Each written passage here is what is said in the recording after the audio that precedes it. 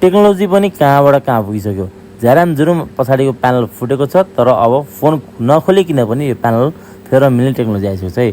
Laser मेसिनको सहायताले चाहिँ अब हजुरको फोनको ब्याक प्यानल र फ्रेमको बिचमा रहेको ग्लु चाहिँ मजाले नै यसरी रिमुभ गर्न मिल्ने टेक्नोलोजी आइसकेको छ। हामीसँग चाहिँ लेजरले क्यामेरा बिगार्ला भनेर चाहिँ यसको क्यामेरा प्रोटेक्टर पनि हामीसँग एल्युमिनियमको रहेको छ। यसले चाहिँ कस्तो मजाले काट्छ। यदि हजुरको नि फोनको ब्याक प्यानल फुटेको छ र फेर्न चाहनुहुन्छ चाहिँ मुक्तिमा सर्भिसलाई स्क्रिनमा दिएको नम्बरमा फोन गरेर आफ्नो रिपेयर बुक गरिहाल्न सक्नुहुन्छ। हामीले चाहिँ एकदम सुरक्षित तरिकाले फोनै नखोलिकन हजुरको आइफोनको ब्याक प्यानल हामी चेन्ज गर्नेछौँ।